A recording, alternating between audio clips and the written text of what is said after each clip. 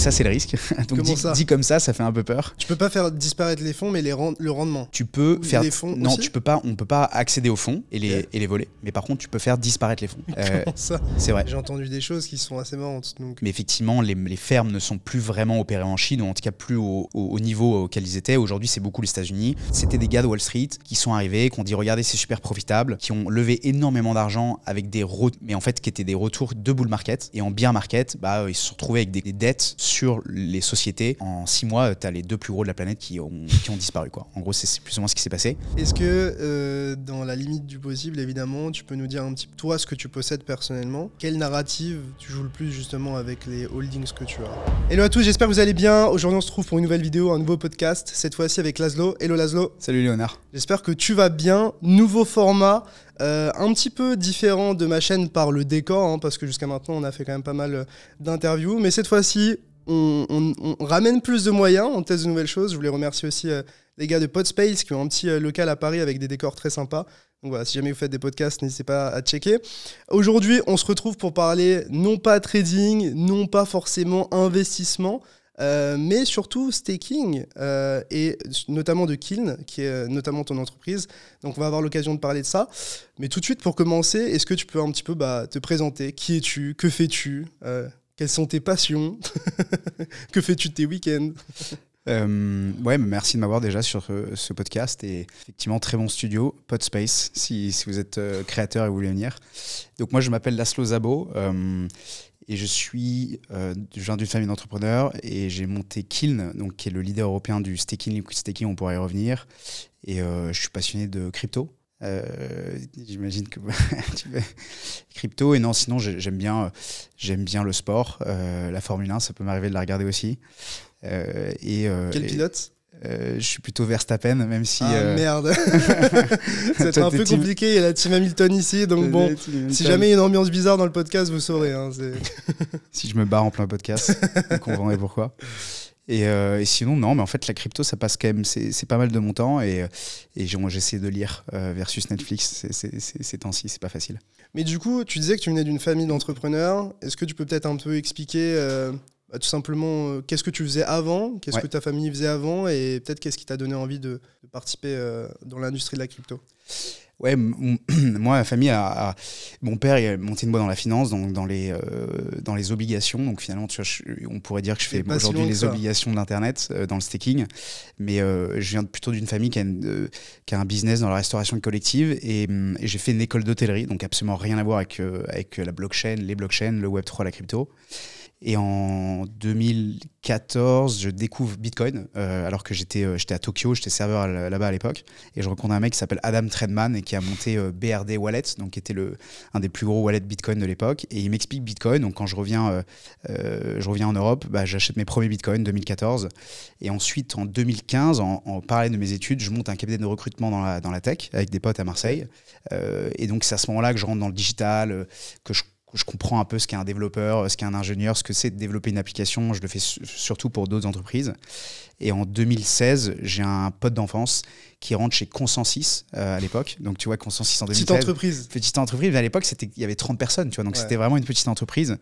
Et le fait de parler de World Computer, d'applications via des smart contracts, du monde décentralisé, c'était un peu... Je connaissais Bitcoin avec une application très, on va dire, transactionnelle. Là, tu t'es dit, c'est sérieux. Peut-être un peu plus qu'avant où tu avais découvert Bitcoin en surface, ou est-ce que tu t'es pris la claque directe, ou est-ce que t'as mis du temps un petit peu à digérer cette découverte?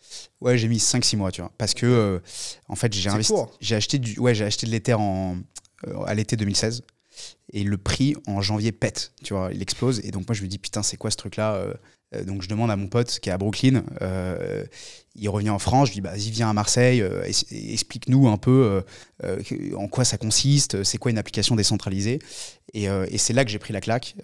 Et après tout 2017, rappelle-toi, c'était la folle époque des ICO, donc fallait me ça allait osciller, vite, hein. Et ça allait vite, ouais. On n'a pas eu trop de répit, ça a tellement accéléré à la hausse que...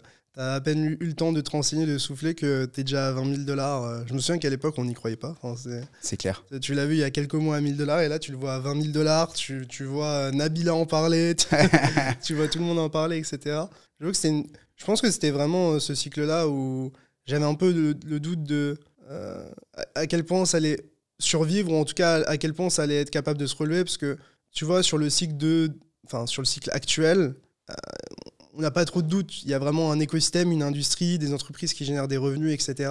Donc, on peut espérer avoir un nouveau cycle plus facilement parce que on a vraiment des piliers dans l'industrie. À l'époque, c'était beaucoup plus fragile. Et c'était l'époque où, je pense qu'il y avait... c'était difficile d'avoir autant de conviction que maintenant, en tout cas. Bah, surtout, en fait, 2017, tu avais un peu une hype sur, tiens, tu vas remplacer tout type d'industrie sur les blockchains. Finalement, la religion et la pauvreté, tout va être réglé parce que Jésus sera sur la blockchain et tu t'auras réglé ça via une SEO. Donc ça, c'était un peu la folle période de 2017. On pensait vraiment que ça allait changer le monde. Et en fait, en 2018-2019, c'est un peu ce que tu racontes. Moi, c'est au moment où je lance Skills à l'époque, qui deviendra Kiln ensuite. C'était compliqué, quoi. C'est-à-dire que les VC, ceux qui investissaient dans des startups, ne croyaient plus dans les blockchains. Il n'y avait plus de marché, tout le monde en était un peu sorti. Donc c'était compliqué de trouver... ils investissaient moins. Hein. Et ils investissaient beaucoup moins. Comme maintenant. C'était vraiment le creux de la vague. Alors qu'aujourd'hui, le creux de la vague, même s'il y a moins d'investissement, il est beaucoup plus haut. Il y a un vrai marché, il y a des vrais utilisateurs, il y a des vraies boîtes qui ont scalé et qui ont trouvé leur cas d'usage. Ce qui n'était pas le cas à l'époque. À l'époque, c'était vraiment très compliqué, ouais, c'est sûr. Et du coup, tu fondes Kiln, précédemment Skills. Ouais, exactement. Je crois que je t'ai connu par Skills. En tout cas, c'est le nom que j'ai entendu en premier. Quelle était un peu l'ambition quand vous avez lancé ça? Et est-ce que tu avais déjà un petit peu cette vision ou cette anticipation du présent d'aujourd'hui, par rapport à 2018, 2019? Ouais, en fait, non, c'était que des itérations, tu vois. Moi, en fin 2017, je me dis, j'étais recruteur et j'étais frustré de ne pas travailler avec des développeurs moi-même. Tu vois, je l'ai recruté pour d'autres boîtes, mais je me disais, putain, merde, en fait, de temps en temps, j'ai une discussion avec un mec qui a l'air génial, mais je le recrute pour une autre boîte, je travaille pas avec lui.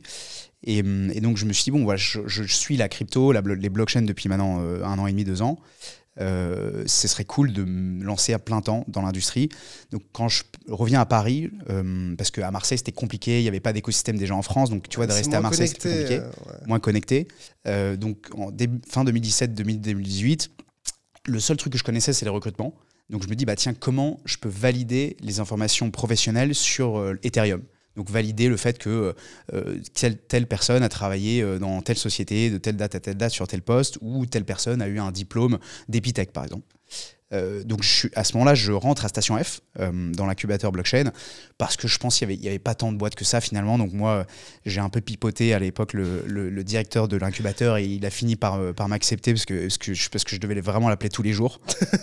C'est du harcèlement ça. Ouais, tu sais, le harcèlement c'est important au début dans l'entrepreneuriat. Il faut hustle, quoi, il n'y a pas de secret. Il faut avoir la dalle. Il faut avoir la dalle, c'est sûr. Et je suis allé voir la CNAV et Pôle emploi en disant, bon voilà, c'est génial, on va créer des portefeuilles Web3 pour tous les Français et on va venir certifier leurs données sur Ethereum. J'imagine la tête de Pôle emploi en fait. Eux, ils m'ont écouté, ils m'ont dit, mais qu'est-ce que tu racontes? Qu'est-ce que tu fumes? Ouais, exactement. Donc c'est à ce moment-là qu'on a un peu pivoté. Okay. Et moi, comme j'étais recruteur, on avait une relation assez proche avec Epitech et on embauchait pas mal de jeunes d'Epitech qui travaillaient déjà sur les blockchains, qui faisaient déjà de la R&D. Et donc, on a pu faire des applications décentralisées pour d'autres sociétés. Donc, on faisait des proof of concept. Tu vois, à l'époque, les sujets, c'était la tokenisation ou la traçabilité des produits dans la chaîne d'approvisionnement sur les blockchains privées, etc. etc. Ouais. C'était un peu la narrative de l'époque de la blockchain c'est bien, Bitcoin c'est... les gens croyaient un petit peu moins en Ethereum et en Bitcoin par rapport à la blockchain. On nous disait toujours le terme blockchain et on l'associait moins aux crypto. En tout cas, on voulait nous montrer que la blockchain c'était peut-être plus noble que Bitcoin ou que Ethereum, alors qu'au final c'est le fondement même. En tout cas, c'est comme ça qu'aujourd'hui on l'utilise. Et du coup... De ce que je comprends, c'était pas du tout ce que Kiln est aujourd'hui. Vous avez totalement pivoté. À quel moment vous vous êtes dit on pivote totalement, par exemple, vers le staking, notamment pour les entreprises, les institutionnels, etc. Et surtout, je me pose la question du financement. Parce que quand tu lances des choses comme ça, est-ce que tu as besoin de moyens? Est-ce que ça a été facile de se lancer? Ouais, on a clairement besoin de moyens. Nous, en fait, moi, j'avais déjà un peu d'argent de ma première société, que j'ai tout dépensé. Hein, tu vois, c'est assez allé vite. Et donc, en septembre 2018, il faut se financer, quoi. Donc, comme aucun des investisseurs voulait mettre dans notre société, parce qu'en même temps, on ne sait pas vraiment où on allait, tu vois. Qu'est-ce que tu pitches à un investisseur? Tu dis, bon, je veux faire des trucs sur les blockchains, mais je ne sais pas trop, donc file-moi de l'argent. Bon, ça ne marchait pas trop. Donc, c'est à ce moment-là qu'on a été en mode agence et qu'on a développé des applications pour d'autres sociétés, parce que là, ils nous payaient. Vous avez du revenu et donc les VC arrivaient à se projeter beaucoup plus facilement qu'avec un truc où on dit peut-être que ça fonctionnera, on ne sait pas trop comment. On a vraiment au début c'était pas des VC, hein, c'était ce que tu dis friends and family ou des entrepreneurs qui croient en toi, des BA, etc. Et en fait ils comprennent rien à ce que tu fais, mais ils se disent bon, il a de l'énergie, il a envie de faire quelque chose. J'ai investi dans l'humain. J'ai investi dans l'humain, exact. En fait c'est en 2018-2019 où je parle pas mal aux fondateurs de Docker, donc Solomon Hykes, Andrea Lazzardi. Et ouais, parce qu'en fait, moi, tu vois, mon truc, c'était vraiment d'essayer de parler à tout le monde. Et Cosmos, donc les gars de Cosmos, notamment Gauthier Marin, un Français qui a pas mal construit l'écosystème Cosmos, il m'a dit voilà, en fait, il faudrait que tu parles aux mecs de Docker, ils veulent faire de la blockchain as a service. Ils veulent faire une plateforme d'infrastructure pour accéder aux blockchains plus simplement. Et à ce moment-là, je leur parle et ils m'expliquent leur idée. Et moi, je me dis, putain, mais ça, c'est génial, quoi. Parce qu'en fait, tu fais de l'infrastructure, tu construis le layer, tu construis l'outil qui permet demain à des applications de scaler, etc. etc. Alors que à l'époque, l'une des raisons pour laquelle il n'y a que des proof of concept, des preuves de concept, c'est parce que rien ne scalait, en fait. Tu vois, tu pouvais pas vraiment faire ou remplacer des applications de l'industrie traditionnelle avec des bases de données centralisées sur les blockchains. Donc c'est en 2019, au moment où ces mêmes gars me disent, ils vont à Y Combinator, tu vois, qui est un peu l'incubateur le plus connu sur la planète, qui est énorme, à San Francisco. Et à San Francisco, on leur dit, en fait, n'allez pas sur ce marché des blockchains, c'est encore beaucoup trop immature. Vous devez pivoter et faire de l'infra as a service sur cette industrie de l'infra qui est beaucoup plus mature. Et moi, je me dis, mais attends, mais moi c'est ça que je veux faire, en fait. Tu vois, c'est leur idée. Donc, en 2019, on lance un premier produit de Node as a Service, qui est en fait une plateforme qui aide les développeurs à accéder à des blockchains. Donc, à l'époque, les blockchains, c'était les blockchains privées. Ça a assez mal vieilli. Ensuite, on a fait de la blockchain publique et on a fait du staking en 2020. Et si tu veux, je peux t'expliquer pourquoi le staking, c'était pareil, c'était un peu par hasard que ça nous est tombé dessus, quoi. Peut-être, est-ce que tu peux expliquer ce que vous faites actuellement? Parce que jusqu'à maintenant, on n'en a pas forcément parlé. Et peut-être que les gens situent pas ce que vous faites et l'importance que vous avez et à quel point, en fait, peut-être des gens qui nous regardent utilisent votre service, votre solution Kiln, sans même le savoir. Ouais, nous, en fait, on est un acteur de staking, liquid staking, et bientôt de tout type de rendement, on pourra revenir, pour les plateformes. Donc, nos clients, c'est les échanges, c'est les wallets, c'est les custodians. Donc, si vous utilisez Ledger, par exemple, vous pouvez staker vos assets via le Ledger Live en un clic. Et derrière, c'est notre infrastructure qui... Qu'est-ce que staker? Parce que peut-être qu'il y a des gens qui débutent, qui sont peut-être à fond dans le trading, mais moins dans l'interaction avec la blockchain. Qu'est-ce que staker en quelques mots? Le staking, c'est le premier rendement d'une blockchain proof of stake. C'est le principe de prendre des Ethers ou toute autre blockchain proof of stake, donc en gros, grosso merdo, tout ce qui n'est pas Bitcoin, de le collatéraliser sur un validateur. En propension de ce collatéral, ça permet de valider en fait les transactions du réseau de la blockchain proof of stake. Et en échange de cette collatéralisation, de cette preuve d'enjeu pour pouvoir valider les transactions, on reçoit un rendement. Et le rendement, il vient de l'inflation du protocole. Donc, par exemple, sur Ethereum, tous les nouveaux Ethers qui sont créés tous les ans. Et il vient des fees du réseau. Donc, par exemple, quand quelqu'un mint un NFT... Les frais de transaction. Ou fait une transaction sur la blockchain Ethereum, ces frais de transaction, ils reviennent au staker, à celui qui a aidé à valider la transaction. Ouais. Donc, c'est être acteur en soi du réseau et ne plus être uniquement spectateur. Exactement. Être acteur du réseau, acteur de sa sécurité, acteur de sa validation et de recevoir un rendement en retour. Dans la finance traditionnelle, on dit que les obligations gouvernementales sont peuvent être comparées au staking. En fait, le staking, c'est le premier rendement d'un écosystème d'une blockchain proof of stake. Donc Ethereum, par exemple. Et ce qu'il faut savoir, c'est que, par exemple, si on prend le cas d'Ethereum, maintenant c'est déflationniste, mais dans le cas où c'est inflationniste, le fait d'avoir un rendement, ça vous permet aussi de combattre cette inflation qu'il peut y avoir sur le réseau. C'est-à-dire qu'en ayant un rendement, en fait, sur Ether, tu reçois plus d'Ether. Et donc, si tu n'avais pas staké, en fait, tu aurais toujours le même nombre d'Ethers, mais il y en aurait plus en circulation. Alors que là, actuellement, ton stake, tu reçois du rendement, et en plus, en ce moment, c'est déflationniste. Donc moi, personnellement, j'ai pris conscience tardivement de ça, parce que en tant que spéculateur, tu as envie d'avoir un accès direct à tes fonds. Jusqu'à maintenant, c'était un peu, tu bloques tes fonds, tu savais même pas quand tu les récupérais avec Ethereum 2.0. De ma compréhension, c'était un petit peu flou. Et puis même, en soi, des fois, en tant que spéculateur, tu as tendance à dire, mais est-ce que j'achèterais pas juste 10% en dessous et j'aurais juste l'équivalent du rendement que j'aurais en stakant, sans avoir peut-être des contraintes. Aujourd'hui, quelles sont les contraintes en fait, du staking? Quels sont un peu les risques, ou en tout cas les inconvénients? Parce que on nous vend toujours un petit peu le staking comme quelque chose de très positif, etc. Bon, c'est au cœur de la blockchain, donc c'est ce qui l'a fait fonctionner aussi. Mais est-ce qu'il y a des choses, des inconvénients à staker, des risques systémiques qu'on peut peut-être avoir dans la DeFi en interagissant avec par exemple, les jetons qu'on nous donne en liquid staking, etc. Ouais. Déjà, en fait, le staking, c'est pas de la DeFi. C'est important de le dire. Le rendement, il vient du protocole et il vient pas de smart contract au-dessus. Le premier produit de la DeFi, on va y revenir, c'est le liquid staking. On va essayer d'expliquer à quoi ça sert et qu'est-ce que ça résout comme problématique. Ton staking, le risque, c'est le slashing. C'est le fait de dire, quand tu délègues ou tu stakes des assets via un provider comme Kiln, par exemple, nous, on a l'accès aux clés de validation. Et ces clés de validation nous permettent donc de valider les transactions, de créer les blocs. Et en fait, si on double signe une même transaction, on peut slasher l'argent de nos clients, c'est-à-dire qu'on ne peut pas voler l'argent de nos clients, mais théoriquement, on peut les faire disparaître. Donc ça, c'est le risque. Donc dit comme ça fait un peu peur. Tu peux pas faire disparaître les fonds, mais le rendement. Tu peux faire... Les fonds non, aussi on peut pas accéder aux fonds et les voler. Mais par contre, tu peux faire disparaître les fonds. Comment ça? C'est-à-dire que si... Je savais pas du tout, c'est pour ça que je suis surpris. Ouais, bien sûr. C'est intéressant d'en discuter avec toi. Bien sûr. En fait, nous, par exemple, on a 2,3 milliards d'assets qui sont stakés. Et donc, on sécurise nos clés de validation comme tu pourrais sécuriser des clés privées, tu vois, qui détiennent ta crypto. Ouais.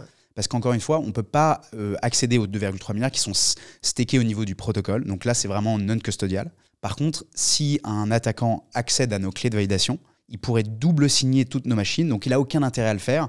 Mais il pourrait demander une rançon, de dire, tiens, si tu veux pas que je double signe toutes tes machines et donc potentiellement brûler une partie ou la totalité des 2,3 milliards, donne-moi de l'argent en retour. Tu vois. Donc, c'est ça le risque du staking. C'est critique quand même au final. C'est critique. Après, on pense qu'il y a un risque plus élevé dans le reste de la DeFi. On pense que le liquid staking plus lending, tu vois, donc en gros Lido ou AV ou des solutions de liquid staking pour les institutions comme nous on peut proposer, on pense que c'est un risque additionnel, c'est généralement plus risqué que de faire du simple staking avec un provider. Ouais. Ce que tu veux dire, c'est qu'au-delà d'être plus risqué, les attaquants ont des récompenses, en tout cas un intérêt économique à le faire dans la DeFi, mais pas dans le staking, parce qu'au final, double signé, ça fait perdre tout le monde. Alors que vrai.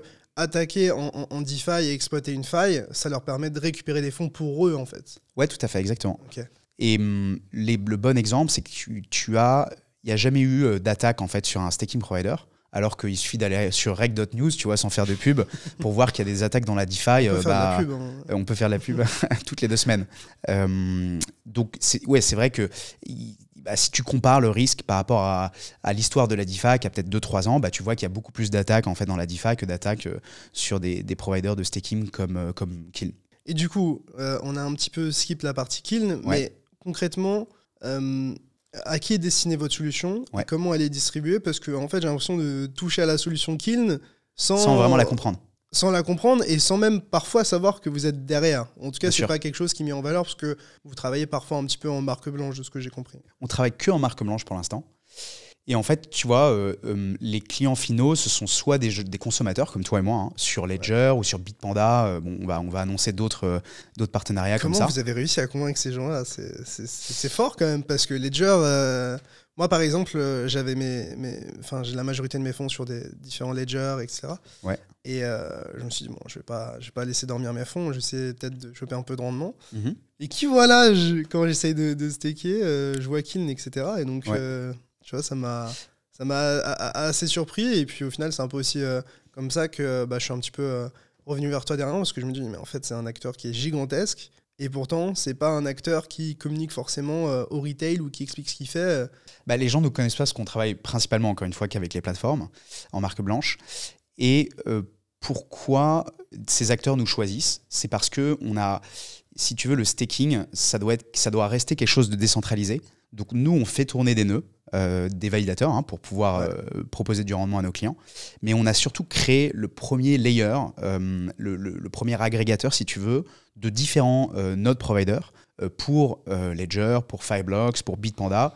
On pourra en citer d'autres, et afin qu'eux puissent offrir du staking à leurs clients sans passer que par nos nœuds. Parce qu'encore une fois, le slashing, c'est le seul risque du staking, et ce risque, il vient souvent du provider lui-même. Donc si tu utilises plusieurs providers derrière, sans forcément le savoir, tu vois, encore une fois, ça c'est de la marque blanche, donc, eux font de la gestion de risque en utilisant nos agrégateurs. Donc des agrégateurs, ça peut être des agrégateurs de smart contracts, comme sur Ledger, on pourra revenir spécifiquement sur quelle est la solution qu'on a lancée avec Ledger, ou alors on leur propose de la donnée. Tu vois, quand toi tu vas staker sur Ledger, on va te dire sous 24 heures, sous 48 heures, combien tu as gagné en ayant stacké des Ethereum. Un petit dashboard comme ça sur Ledger. Un petit dashboard, Ledger Earn, tu vois, qu'ils ont lancé. En fait, Ledger Earn, derrière, ça utilise notre API de data pour te dire soit tu as gagné tant en 48 heures, soit tu devrais mieux staker tes assets parce que voici ce que tu aurais pu gagner ces 48 dernières heures. Tu vois, ce que tu veux dire sur l'agrégateur en soi, c'est que tu peux utiliser Kiln sans staker chez Kiln. Exactement, tout à fait. On est ce qu'on appelle validateur agnostique, on est agnostique des validateurs. Et c'est ça qui intéresse les plateformes, c'est que la plateforme elle n'a pas envie de se loquer, elle n'a pas envie de se... c'est un gros engagement, c'est des risques. C'est des risques, ouais. Et puis on l'a vu avec FTX, avec Celsius, etc. Je pense qu'aujourd'hui les grosses brands, les grosses entreprises dans l'écosystème, elles ont envie un petit peu de se protéger du pire, quoi. Donc, Exactement. Et donc comme on a été vraiment le premier acteur à dire, attendez, nous on fait plus que faire tourner des validateurs, on vous propose ce layer d'agrégation. Ces 12 derniers mois, on est passé de 500 millions de dollars de stakés dans nos technologies, smart contracts ou validateurs à 2,3 milliards. Ouais. On a eu la plus grosse croissance du marché du staking. Ouais, c'est pas mal. Après, il y a des gros acteurs aussi comme Lido qui, j'ai l'impression, dominent le marché à ce niveau-là, surtout sur la partie retail. Moi, la question que je me posais, c'est un petit peu, je pense que c'est une question que beaucoup de gens posent, mais la question de la centralisation, parce qu'au final, si tu as très peu d'acteurs qui valident, qui stake pour tout le monde, est-ce que ça ne revient pas à centraliser le réseau d'une manière ? Comment vous percevez et comment vous voyez ça un petit peu évoluer à l'avenir ? Ouais, sur Lido, tu as une trentaine de validateurs. Tu vois, dont nous, en fait. Lido, c'est un de nos clients depuis mars 2021. Lido, ce sont des copains. On les a aidés à... Vous n'êtes pas ennemis ? Pas du tout. Non, mais en fait, déjà, on a une proposition de valeur qui est un peu différente. Là, on commence à... Ça vous permet de rester potes ? Ouais, grave. Ouais, mais on a beaucoup de respect pour eux, en fait. Okay. Tu vois, franchement, ce qu'ils ont construit, on sait que c'est super compliqué. L'équipe est vraiment super intelligente, intéressante. Tu vois, ils étaient encore lundi, mardi dans nos bureaux. On est très proches. Eux, ils ont des problèmes. Je sais exactement ce que tu dis. La communauté l'en veut parce qu'ils trouvent que peut-être Lido, c'est trop centralisé sur leur smart contract. Alors Lido, encore une fois... C'est pas de leur faute, en vrai, d'une manière, actuellement. Ils ont c'est le meilleur produit, quoi. Ouais, c'est ça, ouais, exactement. Le seul truc qu'ils pourraient faire, c'est empêcher les gens de staker sur Lido, tu vois. Il y a eu ce débat. La fondation Ethereum disait non, mais il faudrait empêcher les gens de staker sur Lido. Lido a dit non, mais en fait, on préfère avoir un acteur comme Lido qui centralise une partie du pouvoir de validation, mais en même temps, derrière, qui utilise plein de providers et qui gère les smart contracts à travers une DAO. Donc, en fait, ça reste quand même décentralisé, etc. Nous, on est proche de Lido. Déjà, il faut comprendre ce que c'est Lido et quel pain point il résout. Quand tu stakes des Ethers, jusqu'à il y a encore 2 mois, Chapella, t'étais loqué. Tu pouvais pas unstaker tes Ethers pendant quasiment 2 ans et demi, tu vois, au moment où la Bitcoin Chain s'est lancée en décembre 2020. Et Lido proposait le premier produit de la DeFi, c'est-à-dire la tokenisation de ta position de staking et qui était, elle, pour le coup, liquide. Donc ça change tout en soi. Ça change tout. L'UX, c'était génial. Tu arrives sur Lido, tu stakes, tu as un token qui est le STETH qui te donne le rendement du staking, qui lui est liquide. Et en plus de ça, si tu le veux mettre sur AV, sur Compound, tu peux en faire quelque chose. Soit tu peux le vendre, t'es liquide, soit effectivement tu peux le mettre dans le reste de la DeFi et tu peux aller chercher des rendements qui sont au-dessus du rendement du staking. Et ça, c'est les premiers vraiment à avoir expliqué au marché d'une manière extrêmement simple que c'était possible. Et nous, en fait, c'est un client parce qu'on fait tourner des nœuds pour Lido depuis maintenant mars 2021, donc ça fait un peu plus d'1 an et demi. Mais on propose des offres à la Lido pour les institutions, pour les wallets notamment, pour les échanges, qui permettent à ces acteurs d'offrir leur propre token liquide, leur propre token de liquid staking. Et pourquoi ? Parce que ces acteurs ont plus sur à peu près le même service, les mêmes commissions d'ailleurs associées à l'utilisateur final, hein, toi et moi qui viendraient staker, et ils vont pouvoir retenir plus de valeur que sur Lido. Parce que Lido, c'est un produit très retail et qui n'est pas un produit qui a été fait pour les plateformes. Pour parler un petit peu des différents produits qui sont disponibles, pour commencer sur la partie retail, qu'est-ce qui les différencie en soi ? Aujourd'hui, je vais commencer à staker et recevoir des jetons liquides pour en faire quelque chose. Quelles sont les solutions qui sont disponibles et quelles sont leurs différences clés ? Parce que j'ai entendu parler Lido, j'ai entendu parler de Coinbase. Je crois que Kraken font aussi des choses peut-être dans une plus petite mesure. Qu'est-ce qu'il y a sur le marché et même comment toi tu le perçois ? En fait, déjà, le mieux, si par exemple, si tu as 100 Ethers à staker, 100 Ethers c'est déjà beaucoup, mais même si tu as, 1000 euros en Ether à staker, le mieux, c'est de partager ton risque. Tu vois, c'est toujours... pas mettre tous les œufs dans le même panier. Jamais mettre tous les œufs dans le même panier. Parce qu'effectivement, chaque solution, chaque produit comporte un risque. Donc, tu pourrais te dire, je vais staker. Sur Ledger Live, tu vas pouvoir staker n'importe quel montant, hein, pas que 32 Ethers, en utilisant nos nœuds derrière, mais il y aura aussi d'autres nœuds de notre provider qui vont arriver. Tu pourrais dire, je mets 70%, 60% de ces $1000 d'Ether en staking direct. Parce que c'est moins risqué, parce qu'il n'y a pas de smart contract associé, il n'y a pas de liquid staking token qui apporte un risque comme sur Lido. Donc sans passer par un intermédiaire en soi. Sans passer par un intermédiaire. Ton seul intermédiaire, c'est ton node opérateur. Comment tu fais ça concrètement ? Tu vas sur Ledger Live. Tu connectes ton Ledger et en un clic, maintenant tu peux staker que 32 Ethers. Mais demain, tu pourras staker n'importe quel montant. Voilà. Et vraiment en un clic, c'est aussi simple. C'est aussi simple que d'utiliser Lido sur Ledger Live. Ensuite, tu peux te dire, je vais utiliser Lido parce que sur mes $1000 d'Ether, j'ai envie d'avoir 30% ou 20% qui soient liquides. On ne sait jamais, le prix de l'Ether peut fluctuer et au moins, j'ai ces tokens liquides que je peux vendre à souhait et donc avoir une liquidité sur une partie des Ethers stakés. Ensuite, si tu veux aller plus loin, tu pourrais utiliser aussi un autre token de liquid staking.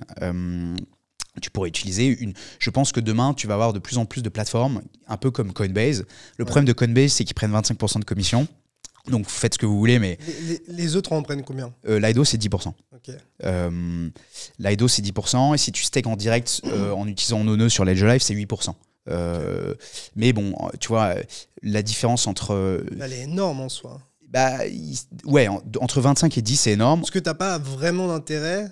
Enfin, c'est pas comme si tu avais un énorme service qui était fourni en plus de cette commission supplémentaire. T'en as pas. Le seul service, c'est de pouvoir le faire directement via la plateforme. Et je pense que les tokens de marque, un peu à la Coinbase, qui vont sortir dans les mois à venir, ils vont pas les prendre 25%. Il y a que Coinbase, si tu veux, parce que ça a toujours été le business model de Coinbase. Tu disais, t'attends d'autres tokens d'autres marques se lancer. Je pense que qui arrive les exchanges, je suppose, peut-être. Échange, wallet, ouais. Est-ce que t'as de l'alpha, je sais pas. Non, je peux pas trop donner de nom encore, mais ça va arriver. Ça va arriver, c'est sûr. Et ça, pour le coup, pour revenir à la décentralisation, c'est bien parce qu'en fait, c'est une autre techno, c'est une autre manière de gérer. Ça vient en concurrence avec Lido. Même si Lido essaie de faire le mieux pour garder son protocole, ça reste un protocole géré par une DAO, hein, une organisation autonome, et c'est géré. Ils essaient de gérer ça de manière. À quel point elle est décentralisée et autonome d'ailleurs ? C'est toujours la question. Moi, je pense tu vois, déjà, tu as une décentralisation au niveau du nombre de personnes qui font tourner les nœuds sur Lido. Il y en a 30, donc ça, c'est plutôt décentralisé. Après, à quel point la DAO est décentralisée, ça, c'est dur à dire. Tu vois, c'est un grand débat. Est-ce que AV, est-ce que Compound, est-ce que tous les protocoles dans la DeFi sont décentralisés à travers ces DAO ? Il n'y avait pas un gros fonds qui, avec différents wallets, avait pu prendre le pouvoir un petit peu sur un vote de Uniswap, je crois. Il y avait une histoire comme ça. C'est possible. Donc c'est pour ça que je me dis des fois, les DAO, c'est bien, c'est une bonne... Enfin, c'est un peu une utopie, mais des fois, j'ai l'impression que concrètement, c'est un peu un piège à con dans le sens où on a l'impression qu'on te donne le pouvoir, mais en fait, est-ce que tu as vraiment le pouvoir ? Tout n'est pas vert au pays des DAO, c'est certain. Donc, j'avais une autre question, plus, donc, tu parlais des commissions par rapport au rendement qu'on touche en tant que staker. Vous, qu'est-ce que vous en faites des commissions que en fait Coinbase, Lido, etc. Est-ce que c'est une pression vendeuse sur le marché ou est-ce qu'il reste bien au chaud et to the moon? Ouais, c'est une bonne question. En fait, comme on est sur 25 protocoles, mais après, on a beaucoup de traction sur 4, 5, 6 protocoles, tu vois, surtout en bear market, en fait. En bull market, évidemment, tu as plein de protocoles dont le prix s'apprécie, donc qui deviennent des sources de revenus plus importantes. En bear market, bah, tu as 4, 5 protocoles, Ethereum, évidemment, bien devant, qui est ta vraie source de revenus. Selon les protocoles, selon les cryptos, on en garde une partie et on vend le reste instantanément. Ou on en vend une grosse partie. Donc je te donne. Vous avez des proportions à partager? Bah, par exemple, tu vois, Ethereum, on va vendre 50-50, tu vois. Parce que, bah, en fait, tout notre revenu, nous, il est. Une entreprise. Ouais, il est en crypto, exactement. Tout notre revenu en crypto, donc on est obligé de payer des gens. Donc tu t'imagines bien que les salaires, je peux pas les payer en Ether. Ouais. Donc. Vous avez essayé de le faire? Bah, c'est une bonne question. Est-ce que la question, c'est la question légale ou est-ce que c'est la question de est-ce que les gens ont envie de se faire payer en crypto? Ouais, en fait, on a eu assez peu la demande. On a failli le faire un moment. Mais en fait, je crois qu'on s'est rendu compte qu'en termes de taxes et en termes de gestion, c'était un peu le bordel. C'est pas souvent clair en plus. Ouais, en fait, ce qu'on fait, c'est que tous nos employés ont quand même une part de la boîte, ont des options. Et ça, mais ça, il n'y a pas d'exception. Il n'y a pas une personne sur 45 personnes dans la boîte qui n'a pas des parts. Et on est quand même indirectement lié à l'appréciation d'Ethereum ou à l'appréciation des autres protocoles Proof of Stake. Donc la boîte est déjà exposée, elle est déjà exposée, ouais, naturellement, en fait. Ouais, c'est-à-dire que même si vous n'aviez pas d'exposition aux jetons en mode vous vendez absolument toutes les commissions, dans tous les cas, en fait, Ethereum conditionne d'une manière votre réussite. C'est vrai. Tout à fait. De moins en moins parce qu'on vend de la data, tu vois, et ça on la vend en euros, en dollars. Pour avoir des revenus récurrents. Pour avoir des revenus récurrents. Même si le staking c'est quand même déjà un revenu récurrent en crypto, hein, parce que on a des récompenses en fait de manière récurrente. Mais par contre c'est vrai que on est très exposé au prix du marché, quoi. C'est certain. Donc de plus en plus on commence à se désexposer, mais on va pas se mentir, hein, si le marché se casse la gueule demain, ça aura un impact sur notre revenu. Ouais. Que t'aies pas d'Ether ou pas, dans tous les cas, t'es foutu. Bah, c'est aussi ça l'intérêt des cryptos d'une manière, c'est que quand ça va bien, t'es le roi du monde, et quand ça va mal, c'est plus compliqué. C'est le concept de saisonnalité. Après, l'objectif, c'est de tellement se développer et aussi d'essayer de se diversifier de façon à ce que ce soit avec des solutions ou d'autres chaînes, de façon à ce que même quand tu as un creux, tu essayes de limiter un maximum ce creux-là.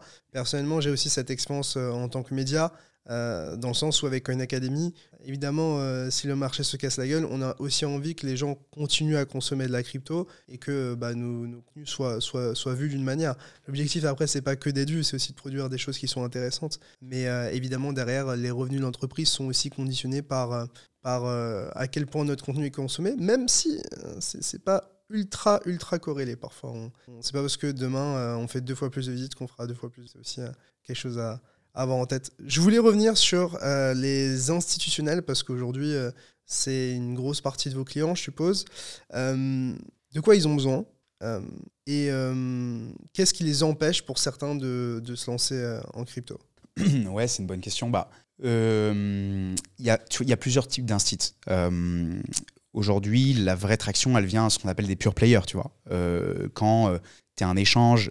qui sont déjà dans la crypto. Qui sont déjà dans la crypto et qui sont créés crypto-natifs, quoi. Ouais. Tu vois, Binance, Coinbase, Bitpanda, ça, c'est des pure players dans les échanges. Ou alors, vous connaissez peut-être moins ces marques, mais ce sont les marques qui se permettent aux autres institutions, des fonds crypto, des hedge funds, des market makers, des asset managers, comme Fireblocks, BitGo, ça, c'est des custodians B2B et qui permettent à toutes les entreprises de sécuriser leurs crypto de manière custodiale ou non custodiale, d'ailleurs. Bon, ça fait partie de nos clients, ce sont des pure players. Et ensuite, tu as les wallets, MetaMask, Trust Wallet, Coinbase Wallet, Ledger, Trezor, etc. Et aujourd'hui, c'est quand même ça la principale population de chez nos clients. Mais ensuite, on voit arriver des fintechs. Tu vois, donc par exemple un Revolut, un N26, un Revolut, N26, même un Lydia en fait demain. Qui travaille déjà avec Bitpanda, Bitstamp, etc. et qui communique déjà avec des entreprises qui peuvent être vos clients d'ailleurs. Exactement. N26, Lydia, c'est des clients de Bitpanda. Il est possible, enfin je spoil pas que tu vois, il est possible que tu puisses staker demain puisque tu peux déjà accéder à la crypto sur Lydia. Donc, un peu d'alpha. Donc en plus d'envoyer 10 balles à ton pote parce qu'il t'a payé une bière au match de foot, peut-être que tu pourras staker tes assets demain sur Lydia. Donc ça arrive. Du rendement en bière donc. Du rendement sécurisé en bière. Versus le mettre sur PancakeSwap. Et donc non, ça arrive. Tu vois, franchement, 12-18 mois, tu vas voir des choses arriver sur Revolut, sur N26, sur Lydia. Et c'est assez rassurant. Après, les institutions qui vont mettre beaucoup plus de temps à arriver encore, ce sont des institutions financières traditionnelles. Donc les banques. Tu vois, on parle de Forge, Société Générale. Alors Forge, ils font des trucs extraordinaires, mais la réalité, c'est que la Société Générale, au niveau groupe, elle va mettre beaucoup de temps à bouger parce que, en fait, et pareil pour énorme, il y a la régulation, c'est difficile d'être agile pour eux. Exactement. Tu as touché un point, c'est la régulation. Tu n'as pas de licence aujourd'hui sur la planète sur le staking à la DeFi. Tu vois, nous, on doit être régulé tout de même parce que, c'est ce que je te disais, on ne peut pas voler l'argent de nos clients, mais techniquement, théoriquement, on pourrait le faire disparaître. Bon, ça demande une régulation. Et d'ailleurs, nous, on va voir l'AMF, on va voir les différents régulateurs sur la planète, on leur explique ce qu'on fait pour demain pouvoir être régulé en tant que provider de staking ou de liquid staking. Donc, ces acteurs-là, ils ne mettront pas une partie des fonds qu'ils ont sous gestion où tu iras pas, à mon avis, acheter des bitcoins et des ethers ou staker tes ethers directement via ton conseiller à la BNP du coin de la rue tant que la régulation sera pas claire. Donc ce que tu es en train de nous dire, c'est qu'on a de potentiels nouveaux acheteurs pour le prochain cycle. Ouais, on est d'accord. On va voir si ces questions seront réglées au prochain cycle, tu vois, mais je l'espère. Ce serait bien que ce soit réglé. Un petit coucou à Gensler. Je suis pas sûr qu'il faut compter sur Gensler pour nous régler ces problèmes. Mais Ok, et du coup, donc en soi, plutôt des pure players, pas forcément de gros fonds, de banques, etc. Est-ce qu'il y en a quand même qui viennent vous voir et qui vous font part de demandes, de requêtes que vous n'êtes pas forcément en capacité de répondre ? Non, encore une fois, on discute avec, est-ce que je peux te citer des noms ? On discute avec Forge, par exemple. On aime beaucoup leur équipe et ils sont assez innovants sur ce qu'un acteur de la finance traditionnelle peut faire dans la DeFi, par exemple. Donc on discute avec eux, on discute aussi avec BNY Mellon, qui est le plus gros custodian de la planète dans la finance centralisée. On discute avec Fidelity, qui est aussi indirectement d'ailleurs un de nos investisseurs. Ils sont énormes, non ? Ils sont énormes, ça fait partie des plus gros asset managers sur la planète, les Américains. Mais tu sens que ça va prendre du temps. Tu vois, donc aujourd'hui, les points de blocage, ils sont pas de notre côté. Encore une fois, ils sont plutôt du côté du régulateur. Et c'est aussi normal que le régulateur prenne son temps pour faire les choses bien, parce que en fin mot, c'est le consommateur final qui est visé. Et quand le consommateur final est visé sur des produits financiers, c'est normal qu'il soit protégé et que ce soit le premier à être protégé. Peut-être qu'ils viendront vous voir juste avant de lancer un petit ETF sur Ethereum. Ce serait un timing assez intéressant. On l'espère. On a des produits de data, en tout cas, pour des ETF stakés, ouais, tout à fait. Et du coup, vous ne faites pas du tout de proof of work, de mining sur Bitcoin, par exemple. Pourquoi vous ne le faites pas, concrètement ? Ouais, on ne le fait pas, c'est un autre métier. C'est même pas du tout le même métier. C'est un métier qu'on regarde beaucoup parce que déjà moi ça m'intéresse beaucoup. En fait, on a tendance à mettre en opposition staking mining. Et la réalité, c'est que moi, en tant qu'entrepreneur dans le staking, j'ai plein de copains dans le mining qui m'expliquent un peu leur métier. C'est deux manières de faire, en fait. Il n'y a pas forcément les opposer. Donc, tu vois, par exemple, en France, il y a les gars de Cesters que j'adore. C'est des copains, ils sont à Marseille en plus. Donc, le fait qu'ils soient à Marseille, ça en fait doublement des copains. Même, j'avais discuté un petit peu avec Sébastien Gouspillou, qui est assez visible sur le sujet en France. Ou même, en fait, on est très proche de Bitfury, par exemple, qui est le deuxième plus gros miner sur la planète. Sami Biadi, que j'embrasse. Et qui, en fait, c'est intéressant pour nous parce qu'il y a cette gestion de la crypto. Tu vois, eux aussi sont payés en Bitcoin, au même titre que nous, on est payé en Ether ou en d'autres crypto-monnaies. Donc cette gestion de la trésor en crypto, beer, bull, on a les mêmes problématiques. Par contre, dans l'infrastructure, ça n'a rien à voir. En fait, nous, on est plus un business de sécurité dans le cloud ou on-premise, mais c'est plus simple de déployer un validateur, tu vois, complètement as a service, cloudifié. C'est software et hardware. C'est software, hardware. Par contre, nous, on doit faire très attention à la sécurité de nos clés de validation, comme je t'expliquais tout à l'heure. Quand tu es un miner, en fait, ta problématique, c'est d'acheter, entre guillemets, des machines pas chères, même si de toute façon, tout le monde s'approvisionne aux mêmes fournisseurs, c'est-à-dire les Chinois, Canaan ou Bitmain, et j'ai oublié le troisième. Ta marge, elle est plus faible aussi, non? Ta marge, est-ce que c'est la même? Ta marge peut plus de être... contraintes. Non, ta marge n'est pas forcément plus... On a des marges intéressantes, disons-le comme ça. Vous avez dû réfléchir à ça. On a des marges intéressantes. Par contre, il y a deux choses. C'est qu'eux, ils ont beaucoup plus de CAPEX. Parce que, un, il faut investir fortement dans les machines. Et deux, en fait, tout est une question de prix de l'électricité. D'accord ? Que l'État, la juridiction dans lequel tu es, dans lequel tu mines, soit OK aussi avec ça. C'est vrai. Il y a un vrai problème à ce niveau-là. Tu peux te faire confisquer des machines, etc. C'est vrai. J'ai entendu des choses qui sont assez marrantes. Donc, en Chine, par exemple, il y a eu même si, ils se sont arrangés. Hein, aujourd'hui, quand même, les plus gros producteurs de chips sur la planète, c'est toujours les Chinois. Mais effectivement, les fermes ne sont plus vraiment opérées en Chine, ou en tout cas plus au niveau auquel ils étaient. Aujourd'hui, c'est beaucoup les États-Unis.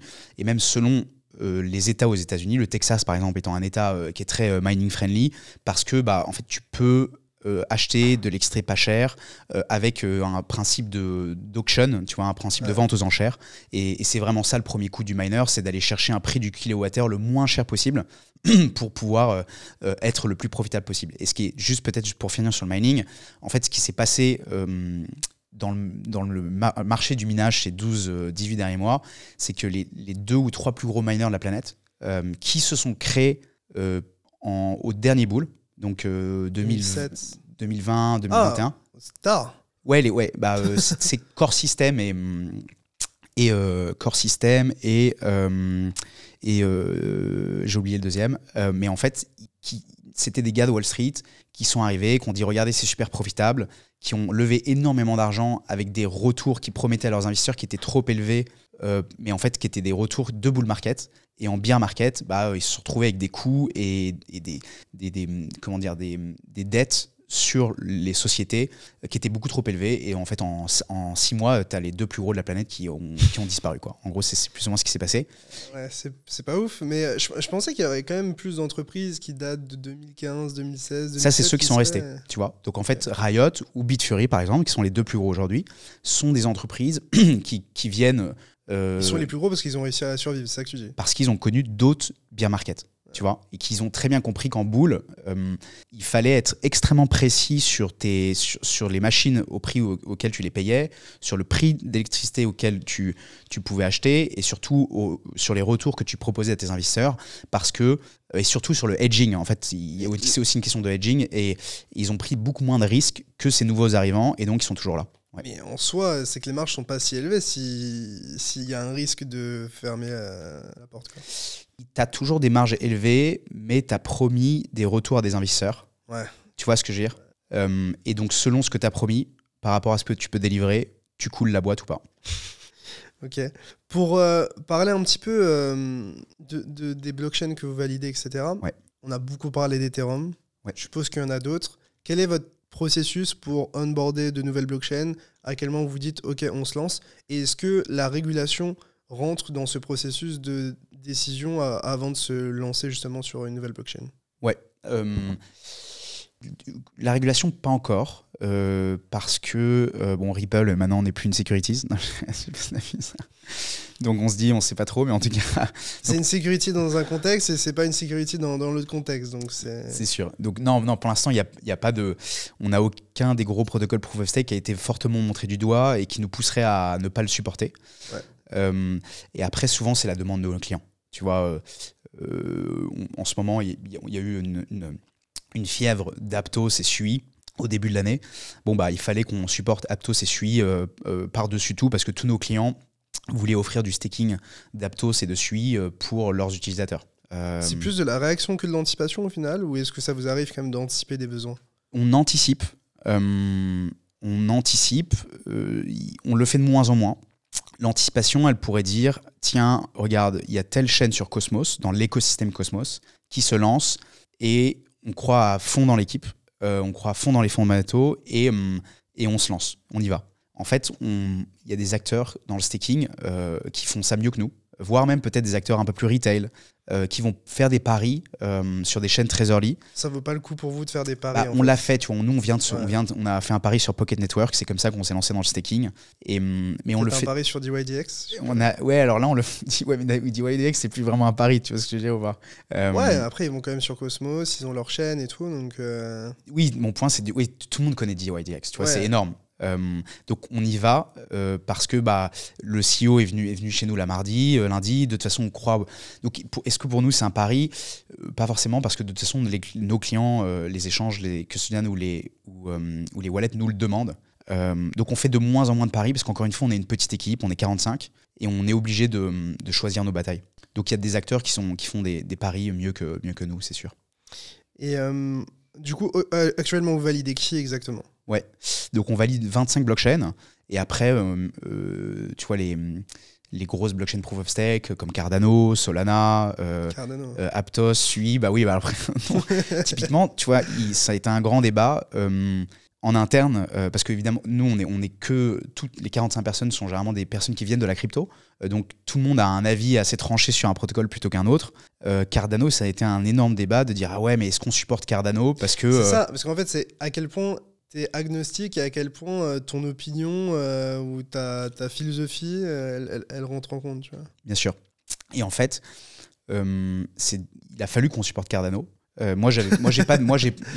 Non, mais par rapport à la phrase, il a fallu que. Par rapport au retour de certaines personnes dans l'équipe, j'avais pas de. Je t'ai pas arrêté plus. Enfin, en fait, pour avoir une opinion sur un protocole, ça demande vraiment de creuser. Ça demande de lire le white paper, ça demande de regarder ce que tu peux faire ou de l'utiliser ou de faire des transactions dessus, de voir l'écosystème, de potentiellement y déployer des smart contracts et voir si vraiment le smart contract est scalable versus, je sais pas, de l'EVM ou du Solana etc., etc. Donc moi, je ne permets pas de donner un avis typiquement sur Cardano où j'ai pas assez creusé, tu vois. Par contre, ce qui est sûr, c'est que de ma compréhension, dans mon équipe, certains avaient des avis très tranchés, mais on était c'était nécessaire pour nous de le supporter parce que nos plus gros clients le demandaient, quoi, tu vois. Donc voilà. Ok. Et aujourd'hui, du coup, tu m'expliquais que vous étiez surtout en B2B. Ouais. Est-ce qu'un jour, il y aura une solution B2C ou est-ce que ces solutions B2C passeront toujours par du B2B2C? Enfin, du style Kiln qui travaille avec Lido et qui distribue sa solution, ou Kiln qui travaille avec Ledger et qui du coup distribue sa solution à du retail via Ledger. Est-ce que vous pensez un jour vous mettre en front, donc en direct avec le client final, style un particulier, ou est-ce que ça vous intéresse pas du tout? Ouais, c'est une excellente question et on va essayer de rester avant tout B2B. Tu vois, le gros du volume va venir de nos partenaires. Je suppose que ça a des avantages aussi. Déjà, c'est notre ADN. Tu vois, franchement, de faire du B2B et B2C, je te citerai pas d'exemple, mais il y en a plein. C'est compliqué en fait. C'est pas la même distribution. Tu sais, dans le staking, c'était un produit qui était B2C dans un premier temps. Tu investis dans l'ICO de Solana et ensuite elle est déléguée sur un validateur. Nos copains d'ailleurs, Chorus One ou Stakefish, tu vois, qui étaient des acteurs beaucoup plus retail, ils faisaient des podcasts, ils essaient d'être très visibles dans l'écosystème. Nous, on vient pas de ce monde-là en fait. On s'est pas distribué, on s'est pas construit de la même manière. Ceci étant dit, on va quand même ouvrir notre plateforme, je pense, au consommateur final d'ici la fin de l'année. Et qu'est-ce qu'on va proposer comme valeur?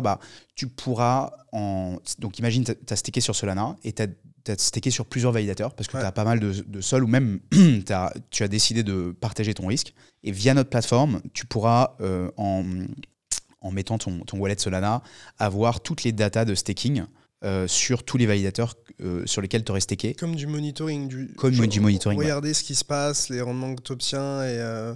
exporter ça, mettre, je sais pas, sur un Walsio ou un Cryptio. Rééquilibrer aussi peut-être là où tu stakes. Rééquilibrer là où tu stakes, effectivement. Donc, t'apporter cette data dans un premier temps gratuit, peut-être après avec un petit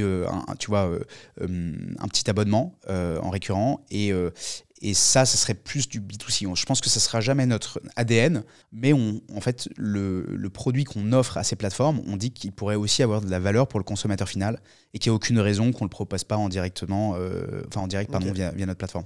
Ouais. Du coup, quels sont les gros chantiers ? Qu'est-ce qu'il y a à venir sur Kiln ? Qu'est-ce qui, toi, te hype au sein de la boîte et qui est peut-être pas forcément encore en place ? Donc il y a 2 questions là. Il y a qu'est-ce qui me hype et après quels sont les gros chantiers. Tu vois.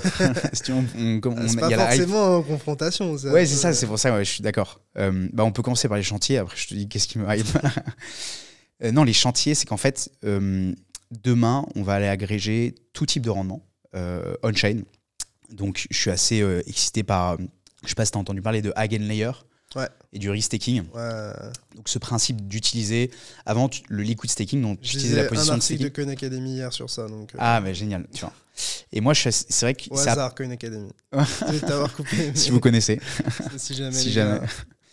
Ouais, en fait, le liquid staking va réutiliser une position de staking dans le reste de la DeFi. Le restaking va utiliser une position de staking d'Ethereum sur d'autres protocoles. Donc par exemple pour sécuriser Chainlink, The Graph, ou un L2 qui se lancerait. Pour l'utilisateur final, c'est une opportunité de rendement plus important et qui ne viennent pas de la DeFi, mais qui viennent de la sécurité de plusieurs protocoles combinés. Enfin bref, ça, tu vois, c'est super intéressant. Ça apporte des problématiques aussi, tu vois. Ça peut la question. Bah oui, en fait, ça peut affaiblir Ethereum sur des protocoles qui ne le concernent pas directement, tu vois. Si tu utilises le même pool de slashing pour sécuriser Ethereum et 2 protocoles pourris, quoi, entre guillemets, et en fait, si les 2 protocoles pourris font n'importe quoi et sont slashés, ça va impacter la sécurité d'Ethereum. Donc, je pense que c'est un choix côté utilisateur aussi. C'est un choix côté utilisateur. Je pense qu'il y a aussi des alignements entre la fondation Ethereum et Eigenlayer pour faire en sorte que ça soit bien pour le réseau long terme. T'as dit quoi ? Pour qu'il n'y ait pas du n'importe quoi. Pour qu'il n'y ait pas n'importe quoi, mais je suis assez confiant que ça arrivera. Donc, du restaking. Et aussi, je crois beaucoup au rendement du monde réel en crypto. Donc, tu vois, en 2018-2019, on parlait de tokenisation. Et pourquoi ? Parce qu'on disait, tiens, en fait, les banques, elles vont utiliser des assets tokenisés sur les blockchains dans 12 mois. Bon, ça ne s'est jamais arrivé. Et ça arrivera sûrement un jour, mais pas avant, à mon avis, encore quelques années. C'est la même problématique de, aujourd'hui, est-ce que tes clients sont des banques ? Non, pas encore. C'est Larry Fink aussi qui en parlait. Il disait que le monde de demain est tokenisé et que pour lui, c'est sûr. The way to go, quoi. Je suis d'accord. Mais donc l'adoption dans les 2-3 prochaines années, je pense qu'en fait, elle vient de toi, de moi, de pure players. On a des USDC, tu vois, soit sur nos wallets. Donc pour toi, c'est convaincre les personnes autour de nous dans l'écosystème, mais pas en dehors de l'écosystème. Pour toi, c'est trop lointain, c'est trop inespéré. Ils vont arriver dans un deuxième temps ou troisième temps. Une fois que tu auras de la régulation, on revient toujours à cette notion de régulation. Ouais. Aujourd'hui, les premières personnes à convaincre et qui ont envie, toi, je ne sais pas combien tu as en USDC, mais par exemple, nous, en tant que Kiln, comme tu l'as compris, on a de la crypto et on a de l'USDC en trésorerie qu'on sécurise via un custodian. Et on aura envie d'avoir du rendement, tu vois, qui proviendrait de la Banque Centrale Européenne. Parce qu'on se dit, la Banque Centrale Européenne, elle ne va pas mourir demain. C'est le problème parce que je ne sais pas du tout si tu connais Crypto Donald sur Twitter. Non, c'est un de mes analystes préférés. C'est le mec... bref, si vous me suivez, de toute façon, vous savez de qui je parle. Ouais. Et il disait, mais en fait, pourquoi je garde mes stablecoins alors que je peux avoir du rendement dans la TradFi, en fait. Bien sûr. Et alors que Circle et Tether se gavent sur moi en prenant ce rendement, alors que pourquoi je le mériterais pas ? C'est clair. Et moi, je crois beaucoup au prochain bull à ce genre de bridge entre guillemets. Régulation, ça c'est. Ouais, mais ça arrive, tu vois.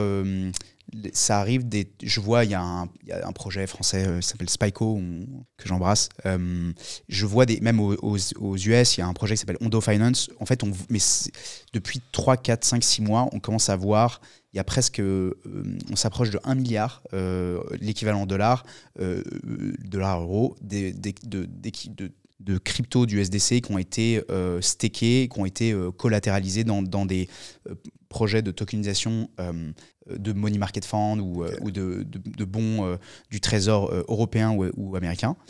Et donc, moi, je crois beaucoup au bridge, en fait, au prochain bull. Je crois à justement le fait que tu pourras prendre du rendement sur un MetaMask ou un Ledger en USDC et potentiellement combiner ça avec du liquid staking plus lending, par exemple, tu vois, du Lido plus AV que tu pourras swap en USDC et prendre du money market. Alors évidemment, il y a un risque, hein, tu vois, comme quand tu as 12% versus 5%, c'est pas magique, mais je crois beaucoup à ces bridges. Encore protocole. Encore.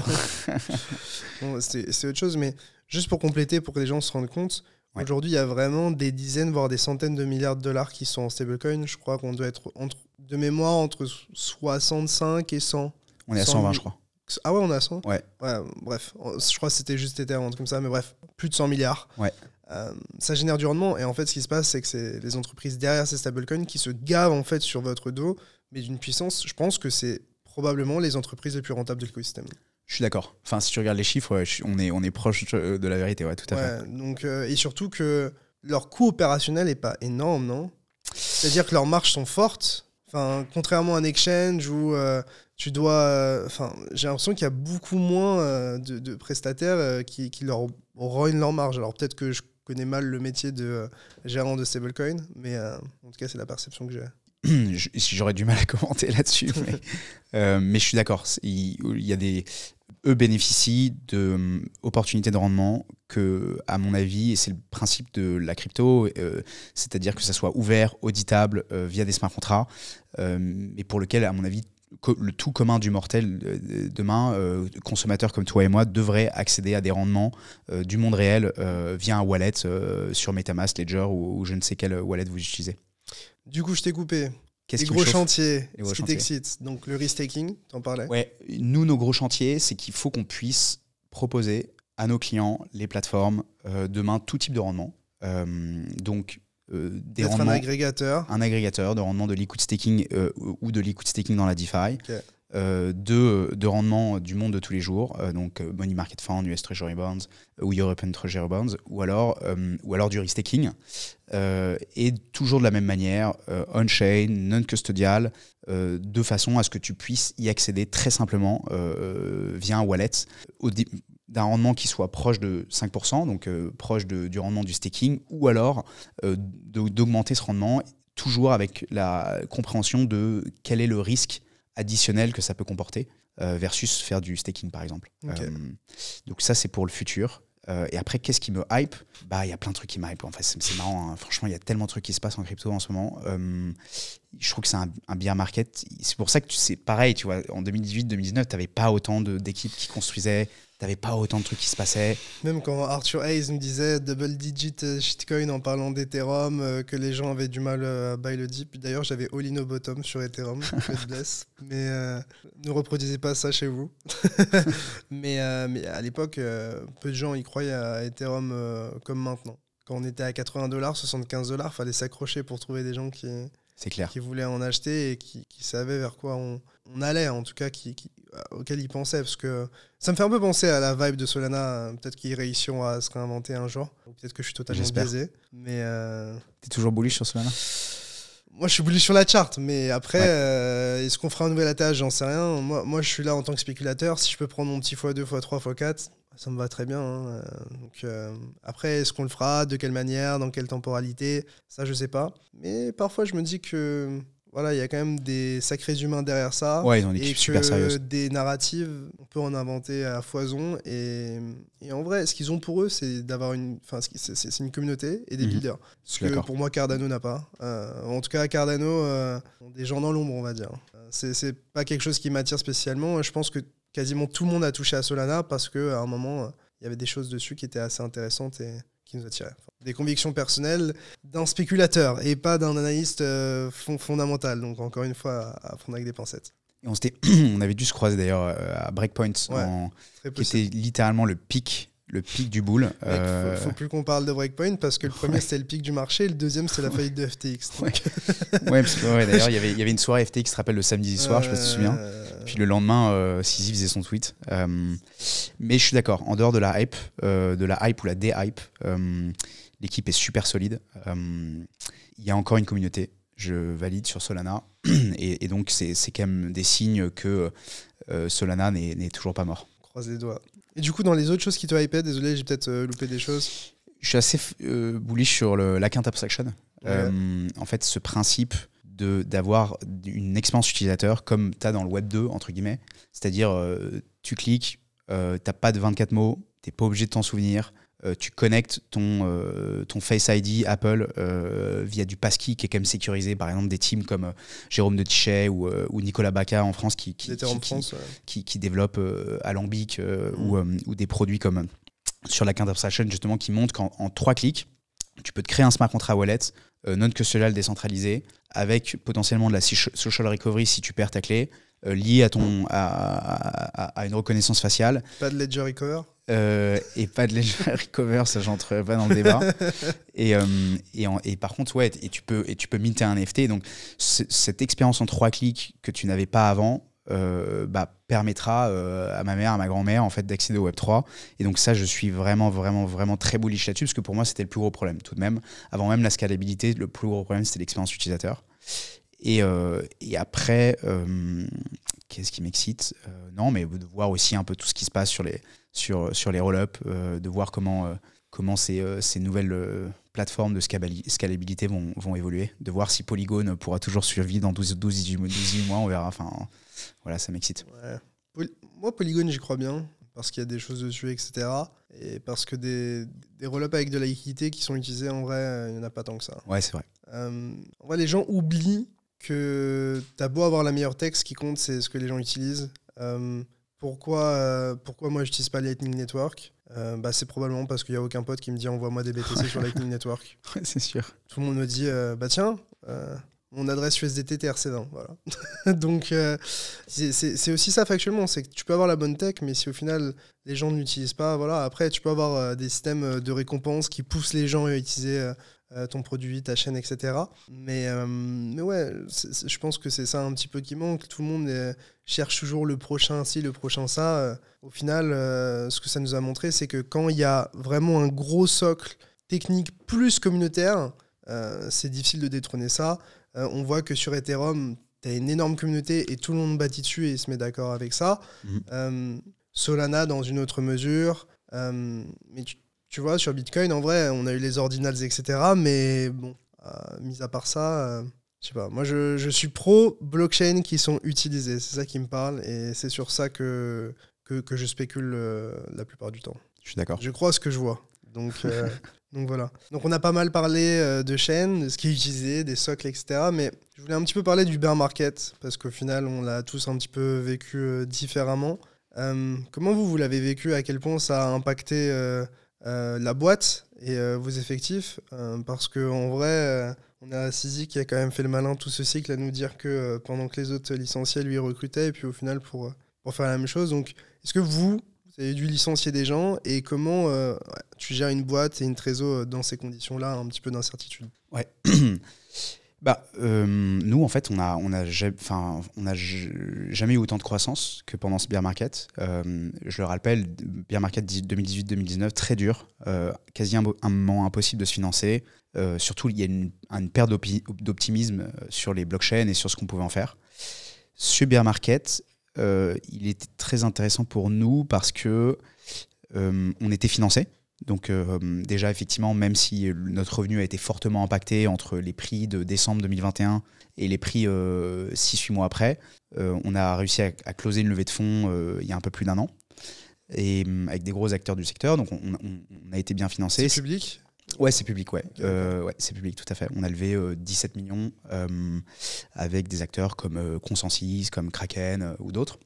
Consensus. Pardon ? Des belles têtes. Des belles têtes. Consensus, qui est la société derrière, on en parlait tout à l'heure, derrière MetaMask ou d'autres. En fait, là où il y a deux choses. La première chose, c'est qu'on n'est pas beaucoup. On est 45. Moi, je suis ancien recruteur.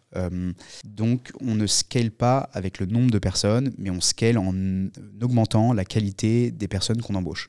Okay. Et ça veut dire que, je ne citerai pas de nom, mais on a eu des plus gros volumes depuis Chapella, donc le plus moment où on peut unstaker ses Ethereum, que nos plus gros concurrents aux États-Unis, qui sont des boîtes de 250 personnes à 200 personnes. Donc c'est encore une fois pas du tout une question de nombre de personnes. Comment t'expliques ça ? Parce qu'on avait des produits on-chain, donc d'agrégation, que personne sur le marché ne proposait. C'est par exemple ce que tu peux faire sur Ledger. Ça fait une aussi grosse différence ? Ouais, parce que tu vois, sur Ledger Live par exemple, c'était pas possible de faire du staking en direct à part d'utiliser Lido avant qu'on lance un produit. Ouais. Alors là, c'est 32 Ethers, mais tu pourras staker n'importe quel montant dans quelques semaines. On lance ce nouveau produit. On a signé aussi des gros acteurs comme Bitpanda, comme on travaille aussi avec Binance US. Et donc, ouais, je pense que en fait, le marché a compris que c'est l'une de nos valeurs. On était excellent techniquement. La plupart de nos ingénieurs sont français. On met beaucoup Les Français sont excellents. Les Français sont excellents. On met beaucoup d'énergie à les recruter. Et je pense qu'effectivement, ce qu'on dit, c'est que c'est les personnes, puis ensuite les produits, puis ensuite les personnes, et ensuite les clients, dans le sens où nous, on fait du B2B. Donc, tu as beau avoir les meilleurs produits, les meilleurs ingénieurs, il faut quand même des personnes pour vendre ces produits. Donc, avoir les meilleures personnes, que ce soit à la technique ou en vente, te permet en fait d'avoir la meilleure croissance. Donc, en fait, la raison pour laquelle on a une croissance la plus forte par rapport à tous les restes des acteurs sur le marché, c'est que on a les meilleures personnes en fait dans l'équipe. Donc ça, d'ailleurs, c'est l'une de nos valeurs aussi. C'est vraiment tout pour les employés. Et on ne scale pas avec le nombre de personnes, on scale avec la qualité des gens. Ce qui fait que, tu vois, en interne, on a 2 recruteurs, on est 45 personnes, on a une sélectivité très très forte. Moi, je continue à faire beaucoup de réseaux, parce que dès que je vois un mec un peu smart, avec qui j'ai envie de bosser, je lui dis putain, le faire rentrer dans le process. Exactement, tu vois, tout à fait. Parce que tu peux vite tuer une boîte, à recruter trop vite. Tu peux arriver avec une boîte qui est plus du tout agile, qui n'arrive plus à avancer comme il faut, avec des gens qui ont plus la même philosophie, avec des CDI qui alourdissent toutes tes dépenses. C'est pas des gens dont tu peux te séparer facilement aussi, parce qu'on a un cadre de travail aussi en France qui est un cadre légal qui est plutôt en faveur des salariés. Ouais. Donc c'est vrai que le recrutement en soi, c'est hyper clé. Et je pense que évidemment, tu vois, quand tu es un Binance ou un Coinbase, tu as, je pense, une approche qui est différente, parce que j'ai l'impression qu'eux, ils ont dû scaler beaucoup plus fortement, beaucoup plus rapidement aussi. Ils ont un peu été contraints à ça, parce que je repense à Binance en 2017, quand j'utilisais l'interface en chinois. Et que tu vois le Binance de 2019-2020, il y a un gap énorme. Ouais. Et le nombre de personnes, rien qu'ils ont du KYC, c'est impressionnant. Et tu vois, je veux pas citer de nom, mais en fait, pour moi, la grande majorité des boîtes en crypto ne fonctionnent pas comme ça, comme je viens de te dire. Je peux te citer d'autres noms. C'est terrible à dire, mais en fait, FTX, je trouve, sur la partie échange, avait quand même une bonne politique RH, tu vois. Même si, évidemment, la gestion des risques et la différence entre l'échange et le market maker, c'était du grand n'importe quoi.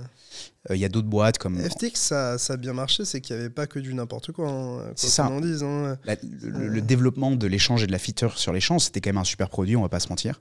Ouais. Ils avaient peu de développeurs et qui étaient vraiment passionnés. C'était 4 pendant très longtemps, je crois. Ouais, ils ont été 20 à un moment, alors qu'ils ont dépassé une valorisation folle. Donc nous, on essaie de copier le peu de boîtes dans la crypto qui font comme ça. On va annoncer... FTX. Donc pas FTX, mais des boîtes comme Alchemy, par exemple, ou des boîtes comme Tenderly, tu vois, dans l'Est de l'Europe, qui font des choses super bien.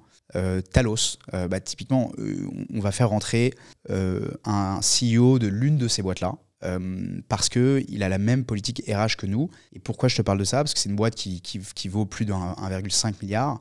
Et en bear market, ils n'ont pas eu à virer des gens, parce qu'ils avaient recruté vraiment de manière très lente, en faisant très attention aux personnes que tu recrutais. Et surtout, on ne scale pas. C'est pas parce que tu as plus de volume, c'est pas parce que tu as 10 fois plus de volume qu'il faut embaucher 10 fois plus de personnes. Ça, c'est une connerie. On fait de la tech, on fait des trucs qui sont ultra scalables. C'est la bêtise. Et le problème de toutes ces grosses plateformes crypto qui ont dû virer 15, 20, 30 à 50% de leur effectif, c'est que c'est très dur culturellement de revenir après ça. Parce que qu'est-ce qui se passe pour les 50% des personnes qui restent, en sachant que leur collègue a dû être... C'est une dynamique qui est bizarre. C'est vraiment une dynamique bizarre. Le collègue qui a été remercié, il était sûrement très bon dans son poste, mais il a dû être remercié parce que... Surtout que ces gens-là, ils disparaissent pas. Ils vont dans d'autres boîtes très qualifiées dans l'écosystème, et derrière, ils donnent une partie des connaissances de la boîte à cette prochaine boîte. Donc ça, c'est plutôt une opportunité pour nous d'ailleurs. Mais ouais, clairement. Je suis d'accord. Mais pour parler un petit peu DeFi vs CeFi, pour toi, quel avenir ça va avoir? Est-ce qu'on va avoir un pont entre les deux assez rapidement? Tu parlais du rôle que Kiln pourrait jouer. Pour toi, à quelle vitesse ça va se faire? Et quels sont les use cases les plus communs qui, toi, te feraient kiffer? Ouais. On a cité quelques-uns avant, mais j'aimerais bien compléter sur ça. Ouais, carrément. Bah déjà, ce qu'apporte la DeFi, la décentralisation est un bien grand mot, tu vois. Donc c'est un spectre et il faut toujours la remettre en cause. Donc je pense que la décentralisation, c'est le Graal, mais en même temps qu'elle n'est pas donnée, tu vois, par défaut, dès lors que tu parles de finances décentralisées. Enfin, le mot décentralisé, il faut toujours le remettre en question, encore une fois. Par contre, ce qu'apporte la DeFi, c'est sûr, ça apporte de la transparence. Tu vois, à partir du moment où tu as des produits qui sont via des smart contracts, tu peux toujours voir les flots d'argent qui s'y passent. Ce que tu n'as pas dans la finance traditionnelle, hein, sans citer SVB ou... c'est aussi ce qui a accéléré la faillite de FTX. Exactement.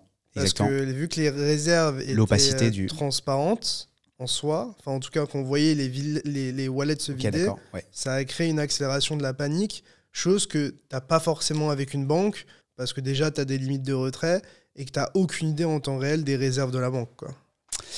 Ouais, mais en fait, est-ce que... Ma compréhension. Ouais, mais en fait, le problème, c'est que je suis pas complètement d'accord avec toi, parce que pour moi, la gestion du FTT, en l'occurrence, a été de opaque transparent. Tu vois ce que je veux dire? Ouais. C'est-à-dire qu'en fait, c'était la gestion d'un market maker qui gérait ses fonds comme un acteur complètement centralisé avec une vraie opacité, et du jour au lendemain, tu as eu de la transparence. Donc en fait, c'est ce clash qui a fait FTX. Ouais. Mais si ça avait été transparent depuis le début, si tu avais eu un dashboard d'une et tu dis, bah en fait, voici la supply des FTT, voici qui a quoi. On a découvert qu'il y avait plus de jetons en circulation que le supply maximum. En tout cas, il y avait une connerie comme ça qui avait... Enfin, je sais pas, j'ai découvert des trucs de fou au moment où ça arrivait. Donc tu vois, est-ce que c'était vraiment de la finance décentralisée que la gestion du FTT par Alameda? Ouais, c'est habillé. Donc, alors que je pense que c'est pour ça d'ailleurs que depuis FTX, tu vois, il y a eu un énorme mouvement déjà vers des wallets décentralisés. Et nous, en fait, ce qu'on propose, ce sont que tous nos produits sont 100% on-chain. Donc, sont 100% auditables et que tu vas sur un dashboard d'une et tu vois les mouvements d'argent. Pas de surprise. Pas de surprise. Donc, ça, c'est quand même ce qu'apporte la DeFi. C'est de dire, attends, en fait, si tous les produits sont on-chain, et bah, tu as une transparence en temps réel que tu peux aller voir sur un dashboard de Nansen, d'une ou je ne sais quel acteur d'analytics. Ouais. Tu as une opinion sur les proof of reserve qui ont été émises par les exchanges ou pas? Non. Mais en plus, j'ai vraiment pas d'opinion, tu vois. Je peux pas... je me doute que je peux pas vraiment commenter dans tous les cas, mais... j'ai du mal à commenter là-dessus. J'ai posé la question, j'ai tenté ma chance. Non, mais je sais pas, je peux pas te dire. J'aurais pas à dire de bêtises, quoi. Et après, je pense que le mix... donc transparence, sécurisation, même si sécurisation, on voit bien qu'il doit y avoir un temps quand même d'adaptation avant qu'il y ait moins de hacks, tu vois. Il faut qu'on puisse augmenter, améliorer nos process de déploiement de smart contracts, nos audits en continu, tu vois, l'audit stamping certifié, mais one shot qui dit bah en fait c'est bon le 1er février 2023, ça c'est une partie de ta gestion de sécurité, mais nous on commence à passer par des acteurs, je sais pas, notamment israéliens, qui permettent de faire du monitoring en temps réel sur nos smart contracts pour dire ok, waouh, là il y a un hacker qui essaie de faire des trucs bizarres, on va peut-être tu vois, passer en situation d'urgence et mettre à jour les contrats ou les freezes, etc. Donc ça c'est la sécurité, en fait, c'est sûr qu'on est quand même très très loin de niveau de sécurité auquel on pourrait accéder d'ici à 4 à 5 ans. Et ensuite, c'est ce que tu disais, la question que tu posais, et c'est ce qu'on en parlait tout à l'heure, c'est le mix entre staking, liquid staking, DeFi, restaking à la rigueur, alors ça fait beaucoup de staking, mais et les assets du monde réel. Moi je pense déjà, alors on va m'en vouloir parce que je donne une prédiction, et non, on m'a dit mais putain tais-toi sur tes prédictions, mais je pense que le prochain bull en fait va être conduit par ce genre de bridge entre donc la DeFi, la finance décentralisée, des rendements purement crypto et des rendements de la vie de tous les jours, tokenisés. Parce que enfin, c'est ce que tu disais, il y a un marché avec tous les stablecoins qui sont toi et moi, ou alors des pure players, pas les acteurs TradFi qui vont mettre 4-5 ans à arriver. Et en plus de ça, je pense que c'est ce bridge-là qui va permettre de petit à petit transférer la finance traditionnelle vers des blockchains. En fait. Je pense que c'est vraiment ça qui va permettre de bridger. Et c'est là où tu vas avoir dans 4-5 ans les gros acteurs de la finance traditionnelle et qui vont tokeniser de plus en plus d'assets on-chain. Et ça, je pense que c'est une bonne chose, encore une fois, parce que tu auras de la transparence et de la sécurisation. Est-ce que tu auras de la décentralisation? Là, il va falloir bosser en manière continue pour l'avoir. Tu crois en une interconnexion bien plus forte à l'avenir et 100%. des use cases bien plus concrets, en tout cas pour ce cycle. C'est ce sur quoi tu paries d'une manière. Exactement. Pour conclure cette interview, j'aimerais juste te poser 2 questions. La première sur ce que tu as dans ton wallet. Est-ce que, dans la limite du possible, évidemment, tu peux nous dire un petit peu, toi, ce que tu possèdes personnellement et quelle narrative tu joues le plus justement avec les holdings que tu as? Ouais. Bah, j'ai pas mal de Bitcoin et d'Ether. J'ai racheté pas mal d'Ether ces 6 derniers mois parce que je suis pas un maxi. Hein, je regarde clairement ce qui se fait à côté, mais clairement, j'aurais du mal à cacher que je suis quand même excité par l'excellence que l'écosystème Ethereum apporte dans ce beer. C'est avec quoi tu as le plus de contacts dans tous les cas. C'est aussi là où j'ai le plus de contacts, donc c'est simple, c'est plus simple d'investir dans quelque chose que tu connais. Et ensuite, historiquement, j'ai 2-3 zones sur Cosmos. Tu parlais de DYDX. Je me suis exposé à DYDX. J'ai encore des pocket network, des pocket tokens que j'ai pas d'hommes parce que je sais pas ce que c'est en fait. Parce que je crois c'est du RPC on-point, c'est un Infura ou un Alchemy, tu vois, décentralisé. Moi, c'est ce que je faisais à l'époque en centralisé, donc je me suis dit, ah tiens, il y a un white paper qui montre. Ça t'a parlé. Ça m'a parlé. Et c'est pas facile, mais bon, Inch'Allah, ils vont y arriver. Quand tu dis c'est pas facile, c'est que ça fait moins 90% ou... Ah ouais, plus que ça. Ouais. Plus que ça. 90, t'es gentil. J'aurais bien aimé, mais on y croit, Il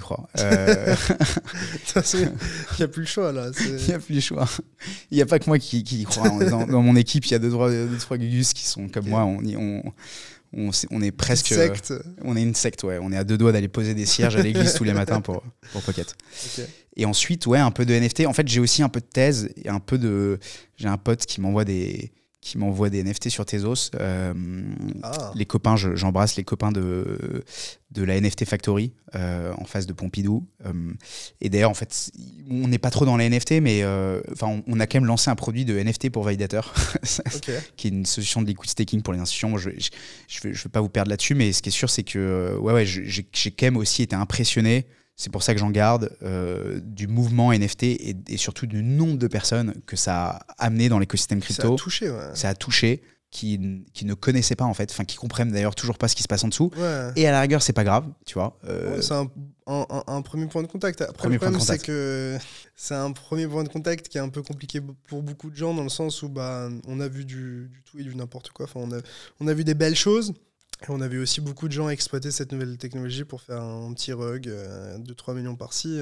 Ça, c'est le problème, ouais. Et en vrai, moi, je suis pas du tout pour, mais je peux comprendre que pour des gens qui n'ont pas d'argent, c'est tentant de faire n'importe quoi, tu vois.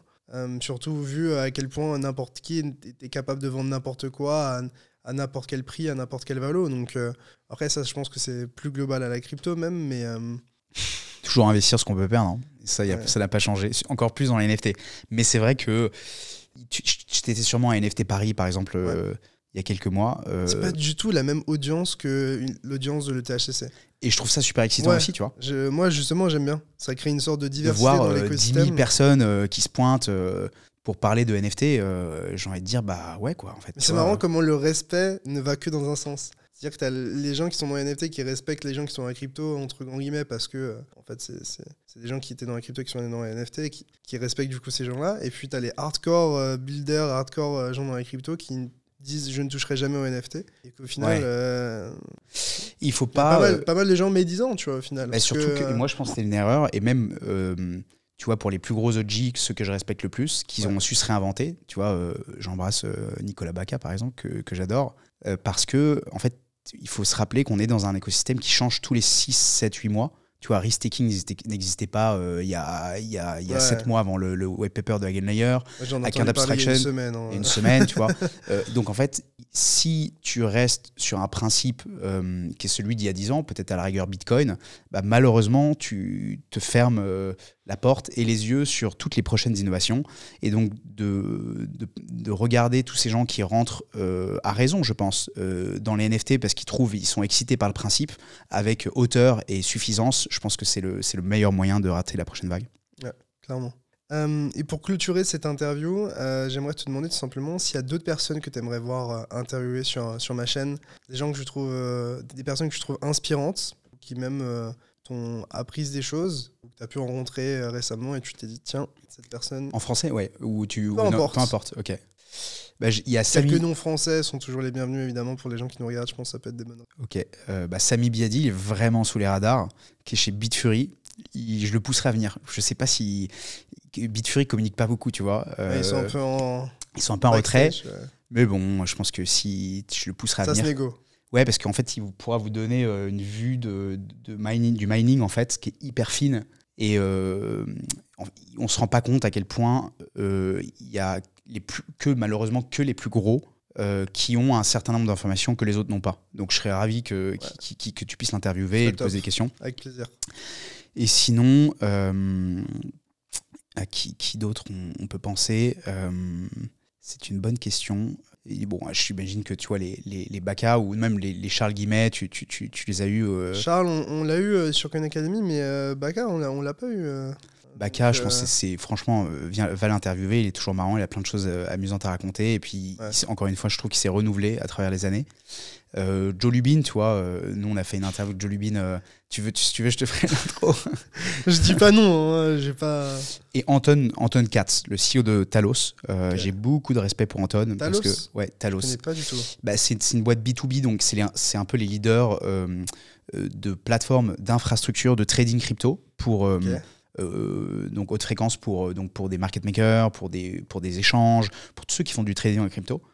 Et lui, je suis impressionné parce que c'est vraiment un modèle d'humilité, de faire les bonnes choses, de se concentrer sur les employés, sur l'équipe. Et voilà, tu me demandais tout à l'heure quelle est la clé du succès. Bah, il n'y a pas de secret, hein, c'est ton équipe. Et si tu as la meilleure équipe qui arrive à travailler ensemble avec en général, tu gagnes.